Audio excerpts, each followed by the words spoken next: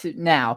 What is up, everybody? It's the Survivor Buffs coming at you with another exit interview. This one very long awaited. Ever since the preseason, all we've been hearing is Voce, Voce, Voce, Voce. So we are really pumped to have you here. How you doing? I'm doing great. I'm glad my preseason reputation was better than my actually in-season reputation. It be like that sometimes. Yeah. Little snag in my road. Little snag called Tiffany, but we'll get there. Yeah, I'm sure we'll talk about that. One thing we've done to the guests we have on from this season is, so before the season started, me and Gideon did a fantasy draft. Like I feel like most Survivor podcasts kind of adapted that into their agenda at some point, but it was pretty much just whoever ends up with the winner on their team wins. We kind of did like a snake draft. Every round was like male picks, female picks, so on and so forth. You were one of the earliest male picks. I think you might have been the third or the fourth. Gideon. Get out. Gideon had you. I don't know if it was just the Tennessee connection. You're not from Tennessee originally, right? I'm not. I'm from LA, but yeah, Tennessee. Okay. I was actually living in Tennessee when we filmed, so. Okay. Yeah. I was trying to pull up the team so you could see, but how old were you when you moved to Tennessee? Was it just for work or? Yeah, I moved to Tennessee right after medical school. So in 2014, I moved to Tennessee, and then I was doing a little commuting between Tennessee and Chicago. And that's when I overlapped with Xander living in Chicago. And then I got pulled when I was originally cast. I was actually living in Chicago for 41 pre-COVID. And then when COVID hit, I ended up moving back down to Nashville. And that's actually how I think I don't really think production would have had two University of Chicago people. And so Xander wasn't originally cast for the original 41. He was a late addition after COVID. And so when I was pulled again to go on 41 after COVID, my address and everything changed, and I was living in Nashville. So it wouldn't cross the references at that point. And then after the season, I'm now back up in Chicago. So that kind of threw, I think, production a little bit for a loop, being like, wait a minute, how did these guys end up literally on the same college campus next door to each other? Yeah. Oh, it's funny. Yeah, so, I figured you weren't like a native like Tennessean because I didn't hear the twang. Like I think y'all's a great word. Jeff, he was saying "come in, guys," and they were trying to sort it out. I'm just like, just say "come in, y'all." It works. Yeah, that would have been good. Yeah. Right. Where in LA are you originally from? I'm from the suburbs, Redlands, San Bernardino area, and then I went to school at UCLA, so lived in Santa Monica, Westwood area for a while before doing Chicago, Nashville, and that mix. So oh, okay. I lived all over the place, and now I'm gonna come join you guys in New York in a year or so. Yeah. So kind of get to experience the whole entire country, which has been pretty cool. Right. Yeah. So what do you consider home? Is it that will always be LA? No, actually Chicago feels like home now. I've been here now on and off for really 13 years, and I just love the city. It's an easy city to live in. If you get used to the cold is really cold. When I moved here from LA, I literally had and I quickly learned that you have to have a different wardrobe. But Chicago handles the cold so well. Tennessee, when I was in Tennessee and it would snow, the whole city would shut down. But Chicago, it's nothing. It's like you get. I think I've only seen 2 or 3 snow days in my entire 13, 14 years of being here. I mean, they handle feet of snow, no big deal. And it's just a great city. And actually, Sarah, she just moved here. I think I'd like to think that I had a little bit of role in propping up the city. And so she's here now. Liana's from Chicago. Xander's here. The whole cast ended up coming here for some of the reunions during the season, and then the actual finale reunion where we all got COVID, which we won't talk about, was here in Chicago. So it's a great city, and I think the whole cast was able to get a little taste of Chicago and enjoy it. Yeah. Yeah. I can't remember a time seeing like a cast after a season finished that I can remember, like where so many people had gotten together. It was a lot unfortunate, the fact that the live reunion obviously couldn't happen because of COVID, and a unique feature of the season is that a lot of the pre-jury never met some of the actual, contestants. And one of the things that people don't really think about is the quarantine that we were in was so long. The quarantine was 15 days in Fiji. And actually, I should back up and say we, which is when the one girl had the positive COVID test and they scrambled to get Tiffany out there to replace her. So we did 3 days in LA, we did 15 days in Fiji, and then our pregame was 9 days, which is one of the longest pregames. I think it's actually maybe the longest pregame ever. And there's some theories about that. Jeff, when he came in and introduced himself to us on the island, had a military escort because he was still in his COVID quarantine. Something happened where he was behind us. So our pregame got stretched. So we were literally together for, 24, 25 days before the game actually started. And so we, I think that just created kind of this unique kind of bond. And so it's been really cool to really actually meet everyone, get to know everyone. And there's really kind of a connection that you can't really describe that comes from being out there together. Right. But it seems like, especially with I can't remember who, I think it was maybe Eric I had asked this question to when we interviewed him, or Abraham. It seems like your cast, from what we've seen on like Instagram lives that you guys do, and just how much you guys have hung out, especially considering like, all the travel restrictions and everything that there are, you guys have still managed to hang out and go to each other's homes. It seems like for the most part, your cast is just tighter than most casts are, especially compared to recent seasons. I've heard, horror stories from like the season 38 cast. And let me set the record straight on some of this. So we are extremely close, and the pre-jury especially. I think it's a universal feeling. The pre-jury, I can tell you, after spending the 2 weeks with them, are just an amazing group of individuals. Just really, Brad, Jeannie, just some amazing salty of the earth people that are just have lived life, and just you talk to them, you know them, and it's just an awesome experience. Our pre-jury Ponderosa, all the handlers have said, was one of the most fun Ponderosas that they can remember, even though it was a really shitty situation, not just being pre-jury, but Fiji being shut down. But the jury Ponderosa was known as one of the worst jury Ponderosas in the history of Survivor because of all the tension, all the friction. And, a lot of that you expect in the game of Survivor with all the emotions that go into it. But a lot of it, there was tension. And it's funny being, out of it, not being there, but being the pre-jury. We're kind of like the Switzerland where, everyone kind of tells us everything that goes down. So we hear all the sides of the stories. I mean, there were some raw emotions, and there shit went down in the jury Ponderosa, and the stories that we've heard from non-players, from players, it was not a cute Ponderosa. So I'm glad that the cast is so close now. But I mean, there were some raw friction that happened on there.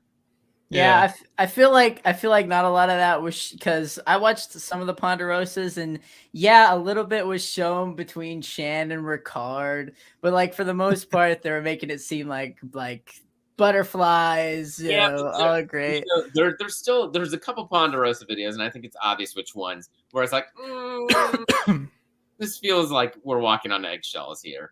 But like I said, I'm glad that the cast has by and large moved on, and everyone's very cordial and we enjoy each other.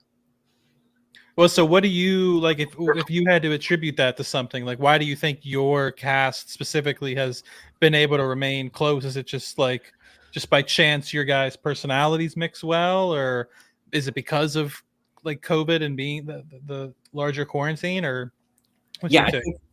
So I honestly believe that everyone that went into this game was a huge Survivor fan. And I think that's unique. I think that before, they've recently, with the casting shift after Lynn Spielman, Jeff took over from Lynn, and they kind of had this big push not to have actors anymore. I think everyone is a huge Survivor fan by and large. There's a few people that are not as large Survivor fans. I think Shan wasn't forced going out. But I think that when you're a huge Survivor fan, you can appreciate the game, and you have people like Chelsea Walker before, who, she went out early, and you heard the raw emotion that she had when she got booted early. But you understand that that's how it goes. Survivor is not fair. There is nothing that you are presented with that says Survivor is going to be a fair game. Survivor is about, social skills. It's about having a plan, and it's about a shit ton of luck. And you've got to have all those, and you can't control luck. And so, I mean, if you just from our season, you look at Luvu, which was a stacked tribe. When you just look at them on paper, when you look at them in pictures, you're like, these guys are stacked versus us. But you can focus on that. And sometimes I'm like, why the hell wasn't I on Luvu? I want to be on Luvu. But at the end of the day, that's the way it goes. You're cast a lot. And that's something that you just have to kind of accept, that that's the way Survivor rolls, and you've got to roll with what you're given. And yeah. And I'll also say that's what makes, I think people enjoyed watching Yasa, because it was such a shit show in the beginning, and that was the entertainment. Ua, getting, Matt zinged and watching them just self-destruct. That's the entertainment that they're looking for. And you were a part of that entertainment, regardless of, how well you placed. And I think we all go into it wanting to win, wanting to play an awesome game, a Tony game, a Sandra game, whatever type of game. But the production and Survivor, they don't care how you place. They're looking for people that can tell stories, that have personalities, that can, express themselves well in confessionals. And that kind of goes into the whole casting part. You see all these casting videos online where people are saying, this is why I'm going to win Survivor. This is why I'm such a huge fan. And honestly, that's all bullshit. They don't care about that. They care about people that can really articulate themselves, and that people can relate to, and that can really tell stories. And I really believe that this cast really had a knack to do that. And that's kind of why, sitting at Ponderosa, hearing Brad tell about, his farm stories where he got blown up by a huge, propane canister. His wife thought he was going to die as he was airlifted out to, I think it was Utah. And Jeannie just telling the story of, going to UCLA, meeting her wife, her whole, just the depth of the characters is what made this cast so special. And I've got a couple of friends that have met the cast, and they've all made this comment. When they've met the cast, they get why they were cast, in the sense that you put them in the room and they just kind of pop, because it's not that they've lived amazing lives. I mean, a lot of the people have, but it's more of the fact that they can express and just kind of have this vivacious glow to them about the way they express themselves. Yeah. Adam and I have been saying this since the season started, that we thought this was one of the best newbies casts ever. Yeah. So yeah, y'all were definitely like that. And yeah, we could also definitely tell that y'all were Survivor stans, watched a lot of Survivor. I mean, in the preseason, you were talking about playing like, Russell. So we're like, okay, well, he knows who Russell is. So he obviously watched a lot of Survivor. By the way, are you still a Russell stan? I will always be a Russell fan. I think I love the way he played. And part of it is, going into it, I said I was not going to play aggressively in the beginning, because I think you have to be I went into it being like, you've got to kind of lay low in the beginning. I think that's actually a mistake in a 3-tribe season.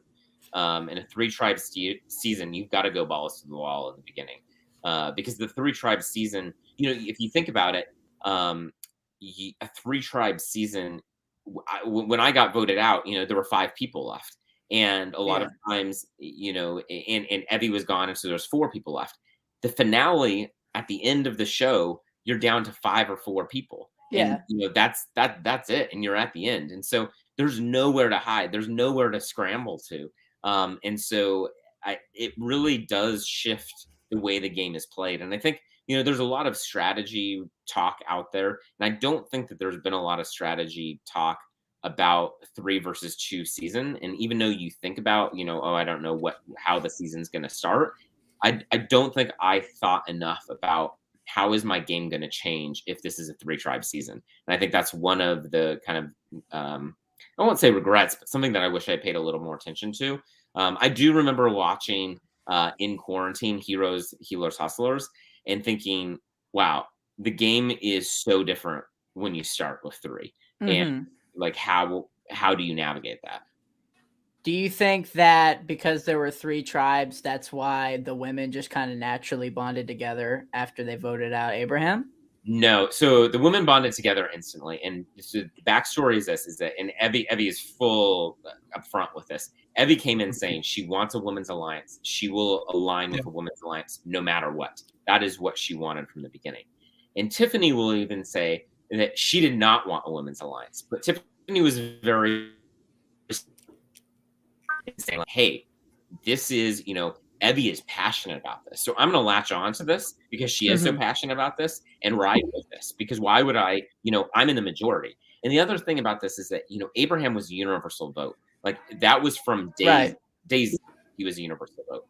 When we got back from the water challenge, which I did not want to do, it was very obvious that he was on the outs. And when I got back, I was like, thank goodness. Like, I am terrified that, after being away on day one for 4 hours, that my name's going to be out there. And the saving grace was that Abraham dug his own hole.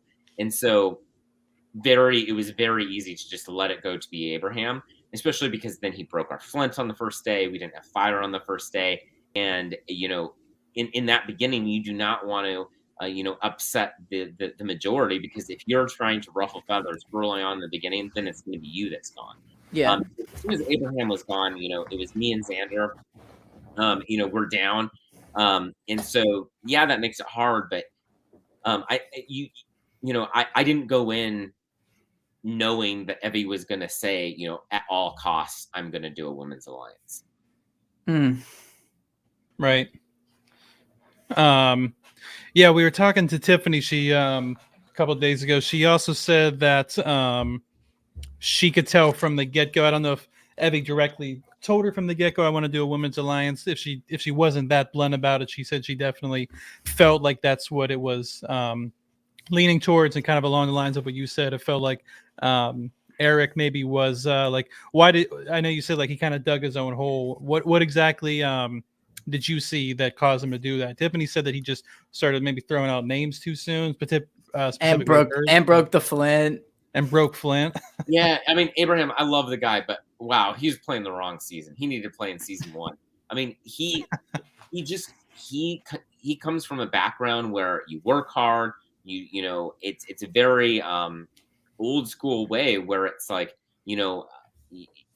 he's black and white, and if he thinks that Tiffany wasn't pulling her weight, he's going to express that, and he's going to say that, and he's very set in his mind, and he's not about manipulating and strategy and all these things. He just wears what he's thinking on his sleeve.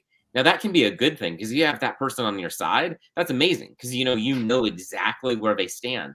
The problem was that he rubbed so many people the wrong way in that first day. He rubbed the girls wrong because he was the only man there building the shelter with them. And when he was barking out orders, you can imagine how that comes across wrong when you've got 3 young women there.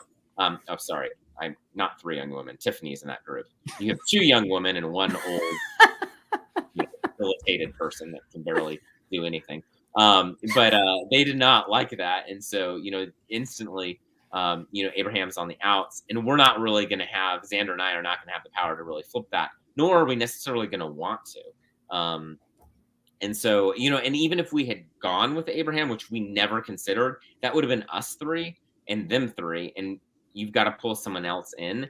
And honestly, we had good vibes with Evie, but I could not break through with Liana in that first couple days. And then Tiffany and I jived really, really well, but we really did not talk strategy in that first day. And I should say that we were on the same page with Abraham. So we definitely talked about that being our strategy, getting Abraham out, but we didn't go beyond that. Yeah. So the Abraham vote, like after that, and like when you decided to make that decision, were you concerned about challenges leaving Tiffany on? No. So the way in which they manipulated the edit is, Abraham was like, did you see Tiffany, how she left that paddle? And I think there's a scene where Xander and I are like, yeah, that was so bad. We did not believe that at all. Tiffany, Tiffany got off the boat on that initial challenge to go get the paddles and put them in the boat while we searched for the other ones. And then it was us fucking up, not being able to find the damn paddle that was yellow underneath. Paddlegate. That was Paddlegate. Paddlegate. Yeah. So Tiffany didn't suck at that challenge. We sucked not finding that challenge. And actually, I'll say production sucked having it be the same color. But Tiffany didn't suck. And so it was only in Abraham's mind that this actually happened. What I will say is that Abraham couldn't really swim. When he jumped off into from the boat and was trying to get to the canoe, he really could not swim. And that first challenge, he's built like a tank, but he has his gas tank is almost on empty. He'll go in short spurts and then he's just completely gassed. And he's very again, old school, where it's like, I think it should be this way, blah blah blah blah blah. But there's not, again, the strategy in where to place people moving that heavy wagon up. I disagreed with what he was saying, and I didn't want to come on too strong.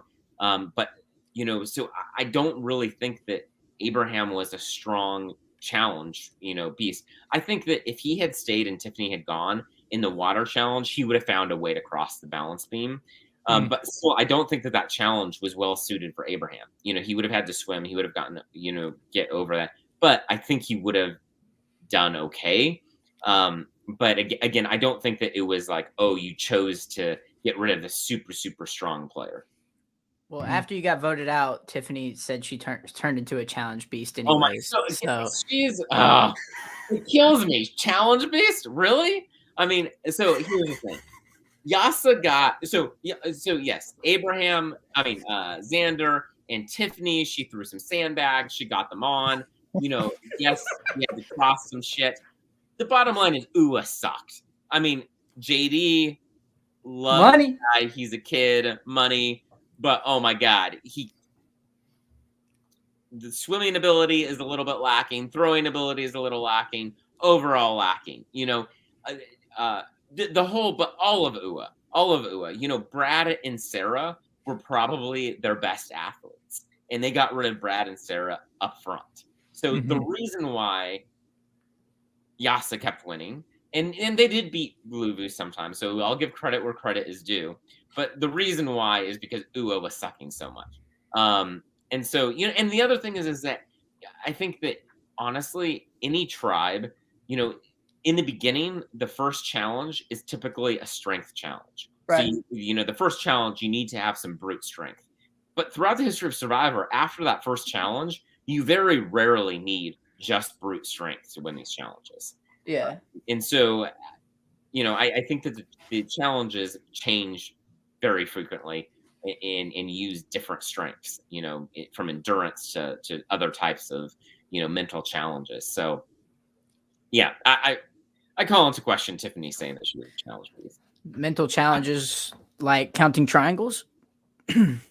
Counting triangles. Why in the world did we not do that? How many were there? Because we still don't know. I think there was 53, I think. Honestly, but here's the thing. And I said this on a different podcast. It does not matter how many triangles there are, because it doesn't matter if you get it right. Because, the way they set up that water versus triangle challenge is 2 people have to go and do the water challenge, or the whole tribe can work on the triangle challenge and figure out what the number is. And if you get the right number, you win. If you don't, then you have to go on without your machete. And that doesn't matter. At Survivor, we'll find a way to, make it work without a machete. We're not going to die out there because we don't have a machete. Yeah, it will suck, but we're all together. We're all going to play Survivor together. And so you're all going to be starting on the equal playing field. But, choosing to do the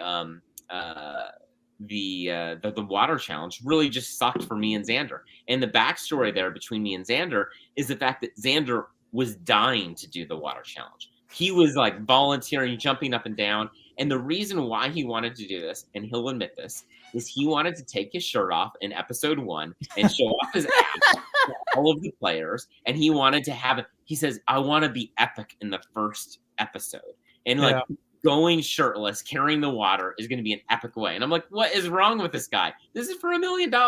No, I don't care about how I look. Well, first of all, I don't have the 6-pack that Xander has. But I also don't want to sacrifice my game just to look epic in episode 1. And that's kind of why I was really trying to hide my anger in that first episode, especially when I was doing it with him, because I was so upset that somehow, I got roped into doing this challenge that I completely disagree with doing.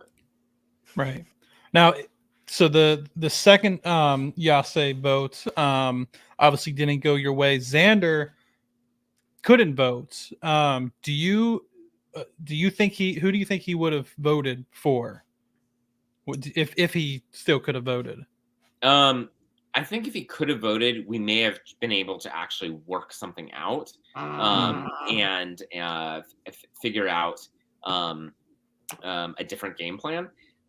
So so here's the thing. He knew that I was going home at that because Evie had made sure to bring him on board last minute because Evie did not want to alienate him. And so that's why Evie told Xander that I was going home because she wanted to keep Xander in his pocket. And so as soon as she found out, she made sure that Xander knew. But they knew Xander didn't have a vote. And so they knew that he couldn't, try and form any, secondary plot or plan. And so that's that I would say is kind of the it's hard to say because everyone on the tribe knew that he didn't have a vote and he was a non-entity, which is what made the vote so challenging because Evie was off on Advantage Island when they were deciding, and then 2 people got pulled from confessionals at each time. So when I got back to the beach, it was me, Xander, and Liana standing around while Tiffany got pulled first for her confessional. So Tiffany is very focused on the fact that it's like, why were you throwing out my name? It was not just me that said Tiffany. It was Liana that said Tiffany, and it was Xander that said Tiffany because 3 of us are standing there together. And you can't say, Tiffany had thrown out and Evie had thrown out as a decoy vote to fool me and Xander that it was going to be Liana. We can't say Liana. And there was this justification for Tiff. And so when Liana and Xander and me were all floating Tiffany, it made sense at that time. And then they started pulling for confessionals where then Xander went for confessional, and then me and Liana went for confessional. And so you have all this broken up day. And then Evie got back 10 minutes before we went into lockdown for tribal council. So it was just kind of this, kind of really messy situation. That's something that you don't really understand when you're watching it, is that it's not like you have all this time in the world where you're all just running around and grabbing each other. I never talked one-on-one with Evie, not because I didn't want to, not because I didn't try, but because I wasn't really allowed to. There was no time. Well, watching it from our perspective, and you can correct me if I'm wrong, but it looked like there was nothing you could do on that vote, literally nothing. Yeah. So the people have said, when I thought about it, it was like, why didn't I just take out Xander? Why didn't I backstab and just say, I'm going to take out Xander really quick? And the thing is that I did think maybe there is a women's alliance here. Maybe that is actually going on. But the thing is that then they would take out Xander because Xander has an idol that's not activated. And so they have to take him out because if you get rid of me and then his idol's activated, one of the girls is going home next. But they Tiffany, was emotional and made a irrational, quick decision, split sec, that honestly didn't, make the most sense from my perspective. But also, if you think about from her game, she's putting herself at risk by not getting out the person as the idol, that if it's activated. And she'll say that, she was confident the idol wasn't going to be activated soon. But that's, I believe that she believed that, but you don't know when the idol is going to be activated. Yep, absolutely. I said you have to step aside for 1 second for a call. No worries there. Yeah. Gideon, while he's doing that, I just emailed you because it's my StreamYard's still not letting me pull up yes, fantasy teams. Yeah, yes. Oh, I just turned off my camera. That wasn't what I was trying to do here. I was trying to do my bad. Didn't mean to pull it up. Sorry. All right, so that was the teams. Yeah. So, hey man, let me tell you. I'll put him away for now until he comes back. But, just say that fantasy team. Look, you thought I was gonna lose, like right off the bat. Like I lose Sarah, Voce in my top 3, so I lose my top 3. However, like I had Shan, it was looking good for me, like pre-merge, and like in the early of the merge, and then I had Deshaun, who got second. Yeah. So at least one of my people got a vote at the end. Right. But it's whatever, Yeah. Well, while Bochi's taking a call, I guess we could talk about memberships real quick. If you guys want to become a member, all you got to do is hit join on the channel's main page. You get a chance to sit in on some interviews, maybe see some of them early. Yeah, all you got to do is hit join on the channel's main page. Yeah, and I mean, Adam, aren't you excited for the Super Bowl? It's gonna be the Bengals and the Rams, aren't you? Guys, who's gonna win that? Yeah, we'll see. Leave a comment. Who's gonna win the Super Bowl? Rams. Should we do a live stream? Yeah, live stream the Super Bowl. We'll get copyrighted, but yeah, probably get that taken down. It's okay though. Yeah. Also subscribe. We got a Discord. What else we got? Yeah, I mean the Discord's dope. Let me tell you, I made a Minecraft server for myself. Maybe I should make a Survivor Buffs Reality Pop Minecraft server. have Minecraft Survivor. Who has nobody's done that. You compete. See, right, you have all these orgs. I don't know if Voce's ever done an org. I will have to ask him. Yeah. I have a feeling he might have done he might have done an org in the past. But who do you think from this season is most likely to have done one? Do an org? Yeah. Well, I'd probably say JD. I'd probably say JD because he's young, younger. I don't know if Voce had done an org because he works at a hospital and probably has no time, and those are so freaking time consuming. Mm-hmm. I definitely think Ricard has done one though. But I think Ricard's done one. He's so deep in there, but hey, it's whatever. Have you done an org? I have not, but I know what it is because I was very my casting story was a little obsessive. Okay. When I do things, I go all in. And I had watched just 2 seasons when I first got hooked on Survivor. It was 37 was live, and I was like, I'm going to do this.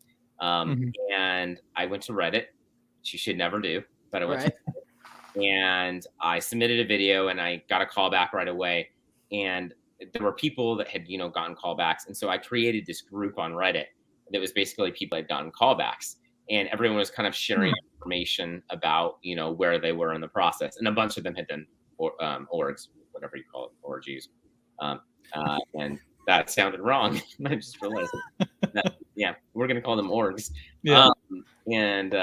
So I know people that have done them, but no, I have not personally done them. Is that Reddit group still exist? Still really active, and people are still in that group going through the casting process and having success. And so there's been many people that have been through finals that have gotten calls. And wow. Did anyone else from your season, were they in the group beforehand? So someone else was at a different they were not cast on the season, but they went to one of the finals. And so okay. People at different stages in the process. And so Reddit is by and large not a great resource, but this was awesome. And I've actually at the finale party, there were 2 people from the Reddit group that came. Wow. And so it's cool because it kind of helped the neuroticism of going through the whole process, because the whole process is very they say that they're a bad partner, girlfriend that doesn't really call you back because you don't hear until you hear. And so it was very nice to have people that were going through the process that were like, oh, hey, we got this email about, finals, or we got this email about wardrobe, things like that. So kept you a little bit. Is there anyone from your season you think did orgs before we getting guest Ricard and JD, or his guests? I wouldn't be surprised if JD did. I'd be surprised if Ricard did, to be honest. Okay. I know some people from 42 did it. Okay. But, I don't know. Orgs kind of really popped up over COVID because everybody's home. They're they're off work and they're nerds in Survivor. So of course they want to do these orgs. And I mean, orgs are just there's so many. I have friends who do an org every weekend. It's ridiculous. Yeah. But That sounds like a lot of time. yeah, it is a lot of time because I did one and it was with Ethan Zahn and Janet from 39, and that like literally took up like most of my nights for a whole month, and it was crazy. Janet and Ethan, that's a good pairing.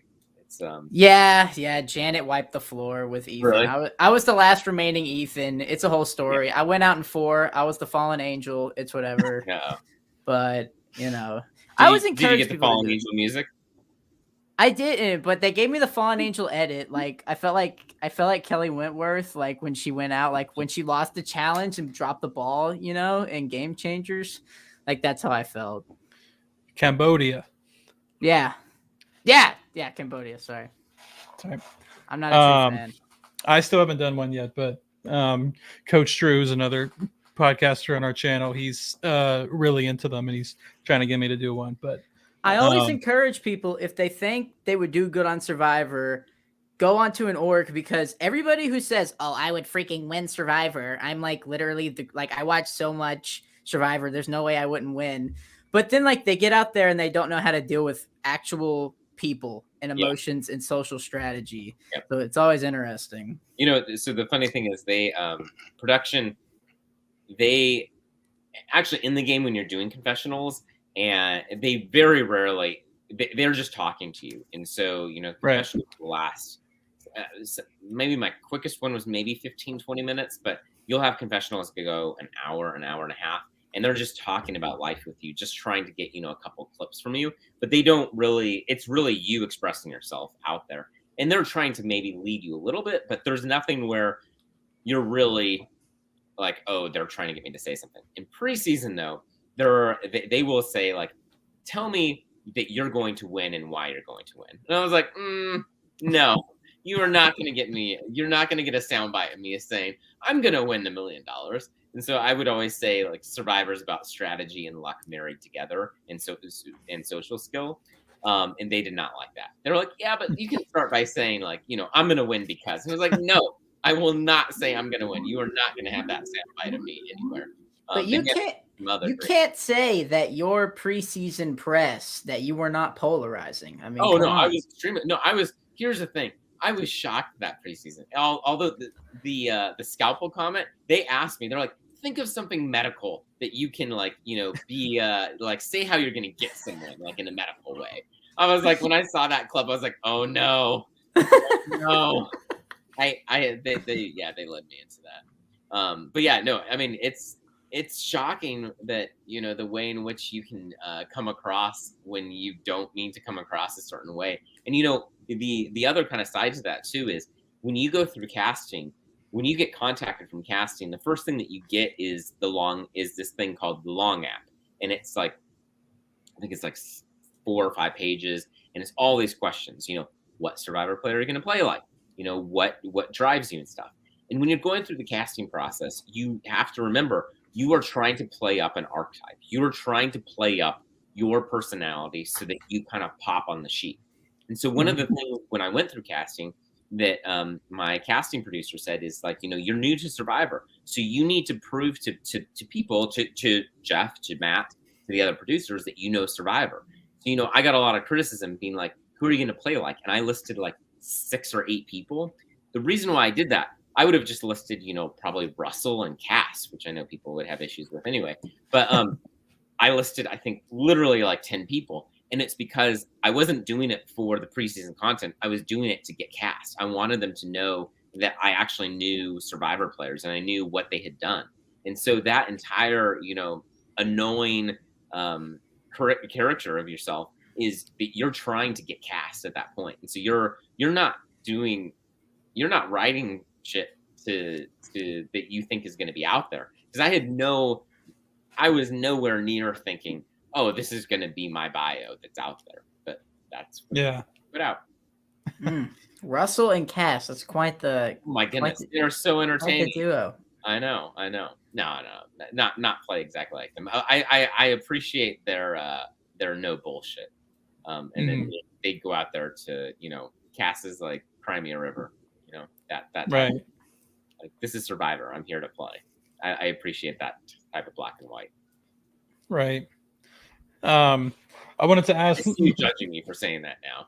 I'm not judging. I'm not. Yeah, No judgment. Don't give me bullshit. I know you're judging.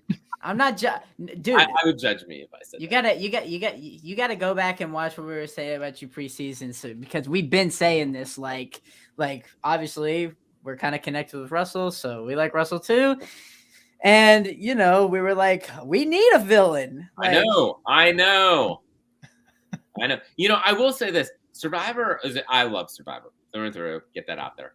But I feel like they've gone soft. Like you need some someone that just owns it, and it's like, come on, I'm here to play. I'm here to and that doesn't mean that you're stupid and go out and just ruin all your relationships. And I mean, Russell obviously had a fatal flaw in both of his games, in terms of not doing jury management. But I mean, he was someone that was fun to watch, and even if you hated Russell, he gave you people to root for.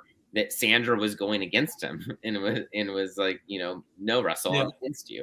So I think those characters, really, I don't know, provide entertainment. I mean, even though you went out kind of early, we were starting to see that a little bit with your infamous idiots confessional. Yeah. Yeah. There would have been a few more confessionals. So yeah. Hey, while you were on the phone, we were able to pull up the so that was our fantasy. Oh no, me and Gideon, you didn't do very well in the beginning, other than Deshaun. Voce, I put all my eggs on you, man. I was like, he's taking it, he's winning it. And funny story, I was like, so we came out with that draft, came out with that episode, and I was like, dude, I'm telling you, Voce's taking it. Like, he's either if he's not out first, I think he's gonna win. So I'm just gonna be like, yeah, he's gonna win. And Ricard texted me, after and was like, really? Like, you really are putting all your eggs on Voce? I was like, yeah. And I was like, is there a problem? And he didn't text me back. I guess now I know why. I appreciate the confidence. Of course. Well, man, you drew the short end of the stick, and you know that, man. It was like you weren't given a lot of room to breathe, and it was painful to watch. I mean, I was let's say that the episode after, when me and Adam were going, we were both pretty heartbroken. I appreciate that, and and I'll always say this: that's the way Survivor goes. You can't control everything. I think one of the consolations that I have after going through it, and one of the things that sucked was that when I got voted out, only UA members came after me. And then, Sydney joined us. But I really had no idea why I was voted out. I didn't really know about the Women's Alliance. I didn't know exactly what had happened.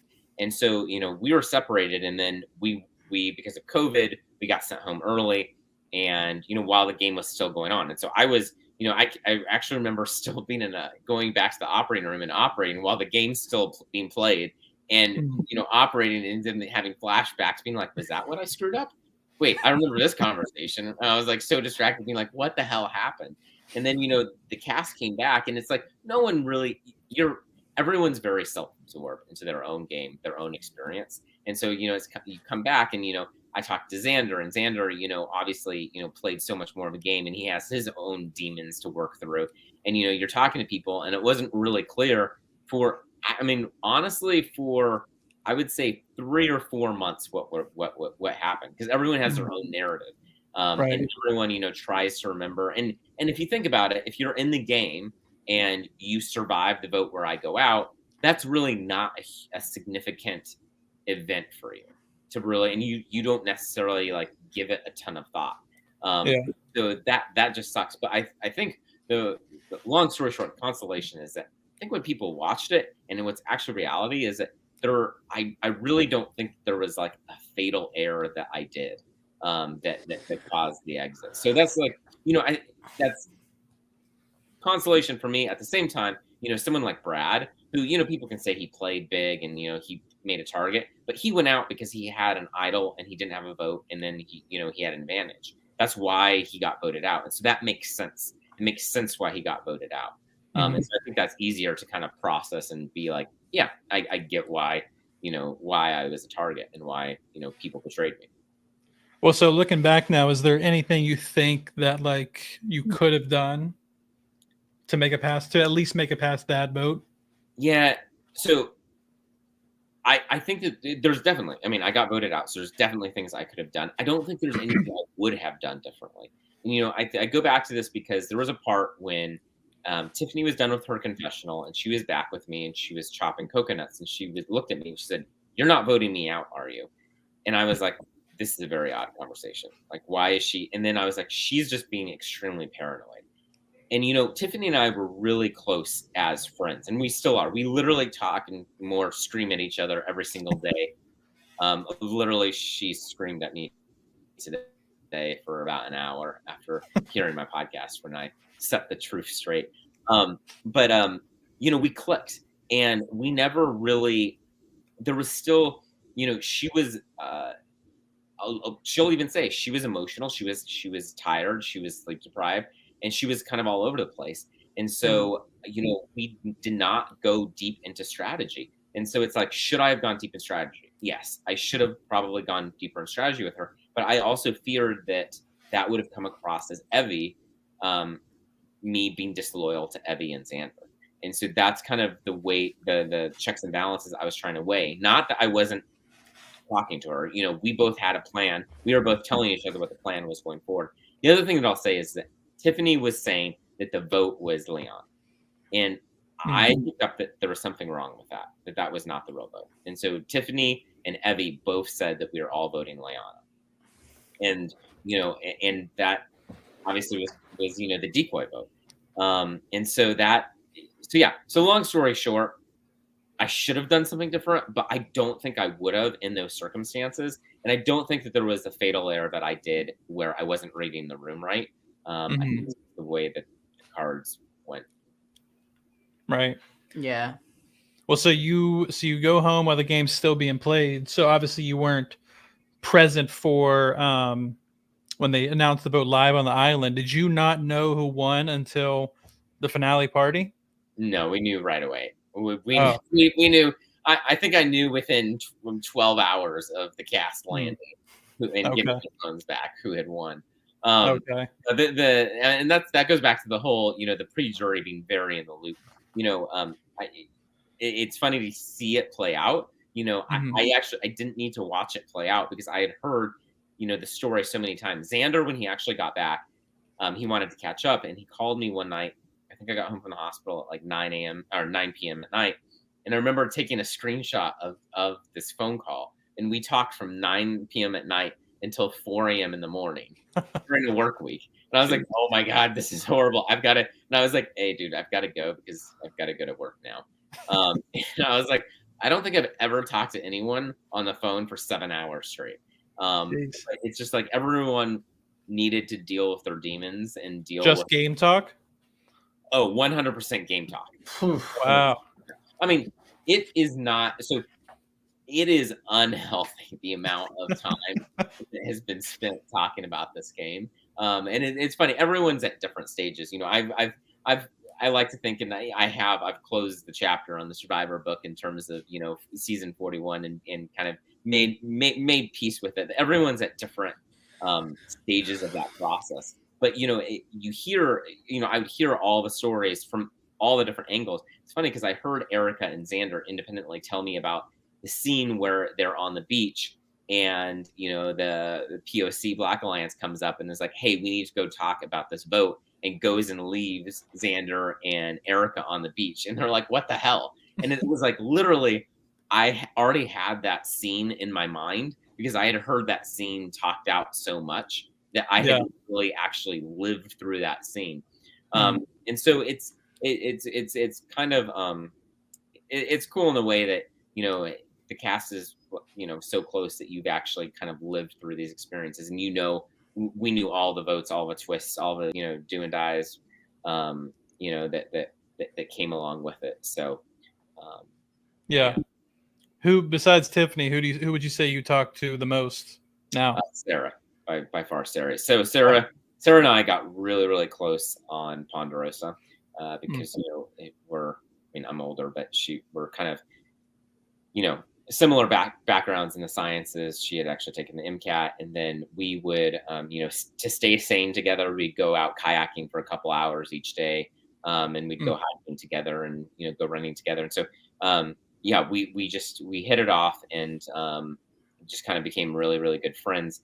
And she is from LA also, and so Right. she was time in LA. So when I was back in LA visiting family, connected with her in Sydney, and then she was looking for jobs, and was praising Chicago, and then she ended up loving Chicago, and has now moved here. And so we just yesterday we went shopping together, and then went out to dinner. So we talk daily, and then we probably see each other about once or twice a month at least. So Oh, nice. I'm definitely grateful for the friendship that I have with her, and just the friendships in general. It's preseason, and I still believe this. I went into Survivor to win $1 million.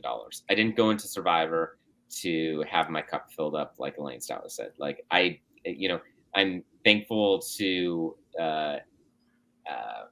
enjoy what I do in my life outside of Survivor, and to have, the experiences and everything that I've had. And so it's like I went into Survivor to play a great game and to win $1 million.